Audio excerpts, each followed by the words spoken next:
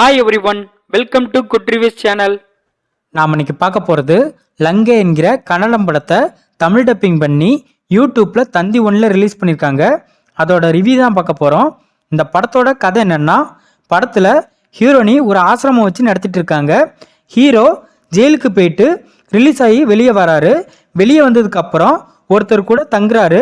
அந்த நபர் ஹீரோவை ஒரு வில்லன் கிட்ட வேலைக்கு சேர்த்து விடுறாரு. இதுக்கப்புறம் வில்லனுக்கும் ஹீரோவுக்கும் ஒரு நல்ல அண்டர்ஸ்டாண்டிங் ஏற்படுது. இந்த சமயத்துல ஹீரோயினி விபச்சாரம் பண்ணக்கூடிய ஒரு சிலர்கிட்ட மாட்டிக்கிடுறாங்க. அங்க இருந்து தப்பிச்சு ஹீரோயினி போலீஸ் கிட்ட போய் அந்த விபச்சாரம் பண்றவங்களை பத்தி கம்ப்ளைண்ட் பண்றாங்க. பட் போலீஸும் அந்த விபச்சாரம் பண்ணக்கூடிய நபர்களோட ஆளா இருக்கிறதுனால ஹீரோயினியை திரும்பவும் அந்த விபச்சாரம் பண்ணக்கூடிய இடத்துலயே கொண்டு போய் விட்டுருந்தாங்க. இதெல்லாம் தெரிஞ்சுக்கிட்ட ஹீரோ ஹீரோயினியை காப்பாத்துறதுக்காக கள இறங்குறாரு. இதுக்கப்புறம் என்ன நடந்துச்சு, ஹீரோ ஹீரோயினியை காப்பாத்தினாரா இல்லையா, ஹீரோவோட பிளாஷ்பேக் ஸ்டோரி என்ன, ஹீரோ எதுக்காக ஜெயிலுக்கு போனாரு, இதுதான் இந்த படத்தோட கதை. இந்த படத்தை ராம் பிரசாந்த் டைரக்ட் பண்ணியிருக்காரு.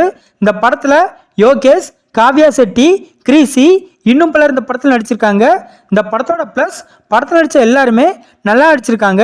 தமிழ் டப்பிங் சூப்பராக பண்ணியிருக்காங்க. படத்தில் ஹீரோ எதுக்காக ஜெயிலுக்கு போனார் அப்படிங்கிறதுக்கான ரீசன் இம்பேக்ட்ஃபுல்லாக இருக்குது.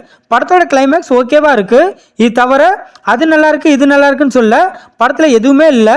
இந்த படத்தோட மைனஸ் படம் ரொம்ப லாகிங்காக இருக்குது. படத்தில் உள்ள எமோஷனல் சீன்ஸ்லாம் சுத்தமாகவே கனெக்ட் பண்ண வைக்கல.